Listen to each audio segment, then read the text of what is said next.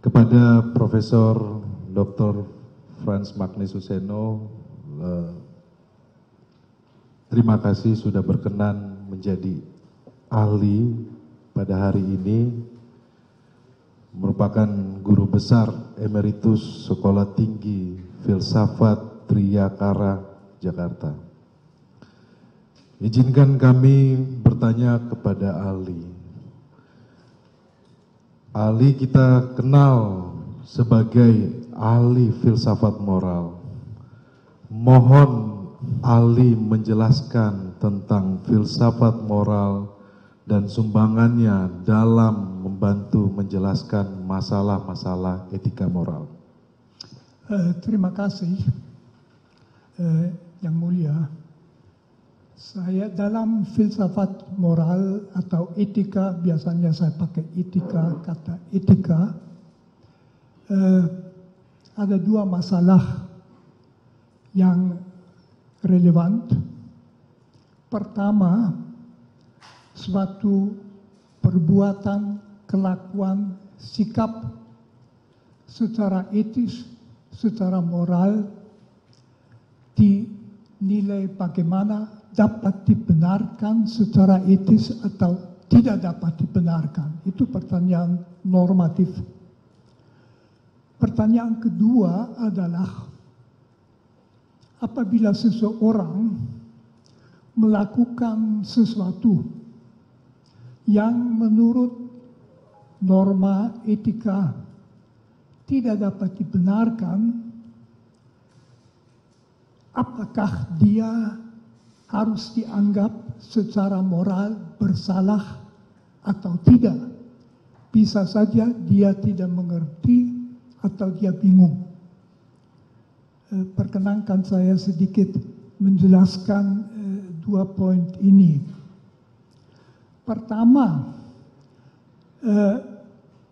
kita ambil contoh, apakah menembak mati orang yang tidak berdaya, yang tidak mengancam, secara etis dapat dibenarkan?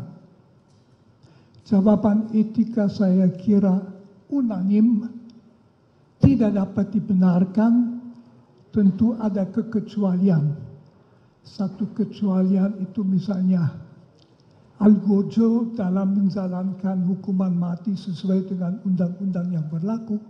Yang satu itu di dalam sebuah pertempuran para kombatan boleh menembak sampai bunuh. Yang ketiga dalam rangka membela nyawa, baik nyawa sendiri dari bela sendiri maupun nyawa orang lain, itu kekecualian. Kecuali dalam tiga kasus ini secara etis jelas menembak mati orang adalah pelanggaran yang berat. Masih poin kedua yang penting di dalam rangka normatif. Apakah orang yang berhak memberi perintah dapat memerintahkan orang lain melakukan sesuatu, misalnya menembak orang yang sudah tidak berdaya sampai mati atau tidak? Di situ juga etika itu jelas jawabannya, memerintahkan sesuatu yang secara etis salah berat, tidak bisa dan tidak ada kewajiban untuk menaatinya, malah perintah yang tidak etis wajib ditolak. Itu yang pertama secara normatif. Pertanyaan kedua yang sudah sejak filsafat moral abad pertengahan, misalnya Thomas Aquinas, terus kan hampir semua filosof moral sependapat. Ada pertanyaan lain, yaitu mengenai kebersalahan orang yang melakukan sesuatu yang secara etis tidak dapat dibenarkan. Katakan saja misalnya ada orang yang atas perintah orang lain menembak mati seseorang. Secara etis orang itu sendiri kualitas moralnya harus dinilai bagaimana. Jawaban di dalam etika itu sebetulnya itu tergantung dari kesadaran orang itu pada saat itu. Misalnya tergantung dari suara hati. Suara hati mengatakan apa pada saat itu. Bisa saja dia bingung karena dia berhadapan dengan dua norma. Yang satu itu mengatakan menembak mati orang yang sudah tidak berdaya, tidak bisa dibenarkan, titik. Yang kedua, dia diberi perintah oleh orang yang berhak memberi perintah, wajib ditaati supaya melakukannya, lalu dia harus mengikuti yang mana. Etika normatif tadi mengatakan dia harus menolak melakukan perintah seperti itu. Akan tetapi dalam etika yang memeriksa kebersalahan seseorang dan itu penting, akan ditanyakan apakah dia mempunyai cukup kejelasan. Misalnya dia bingung. Ada misalnya beberapa unsur yang amat sangat bisa membuat orang bingung. Yang memberi perintah itu bukan sekedar atasan. Misalnya rektor universitas kepada dosennya, melainkan bagaimana kalau misalnya perintah diberikan di dalam rangka militer, dalam operasi militer, atau dalam rangka kepolisian atau BRIMOB kalau mau, di dalam situasi itu melaksanakan perintah adalah budaya yang ditanamkan di dalam orang-orangnya. Kita di Indonesia tahu sering suka pakai istilah laksanakan. Laksanakan, datanya you anggap tepat atau tidak, bukan, laksanakan. Atau istilahnya siap. Siap. Dan jadi pokoknya orang itu mungkin juga perlu di dalam situasi. Nah, tambah pertimbangan begini.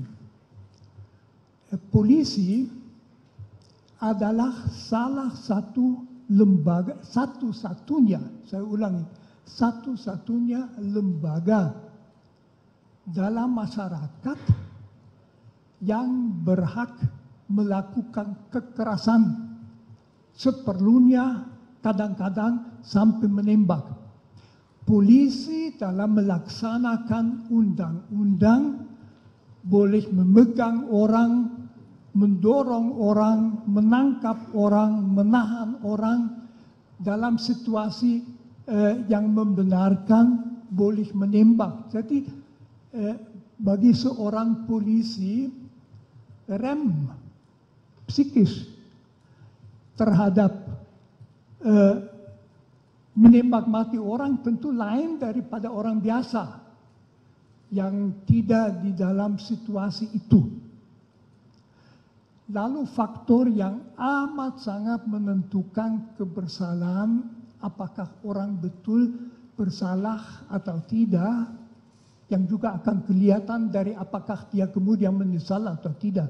Kalau tidak menyesal ya tidak bisa dikatakan ada kebingungan. Tetapi kalau dia bingung karena berada di bawah pressure waktu. Jadi bukannya dia disuruh oleh atasannya melakukan sesuatu yang tidak benar, tetapi sekarang juga lakukan. Itu tipe perintah yang amat sulit secara psikologis dilawan. Karena siapa dia? Mungkin dia orang kecil, jauh di bawah yang memberi perintah, udah biasa, laksanakan. Meskipun dia ragu-ragu, dia bingung. Itu tidak berarti bahwa sama sekali tidak ada kesalahan, tetapi itu jelas menurut etika sangat mengurangi kebersalahan. Saya tidak memakai istilah bisa dimengerti, itu terlalu banyak. Menurut saya, tapi itu saya pendapat, tentu orang mestinya tahu tidak bisa, tetapi dalam situasi bingung. Dalam budaya perintah laksanakan. Berhadapan dengan atasan yang sangat tinggi mungkin ditakuti. Kebebasan hati untuk masih mempertimbangkan dalam waktu berapa detik yang tersedia mungkin tidak ada. Mungkin ini dulu yang mau saya katakan.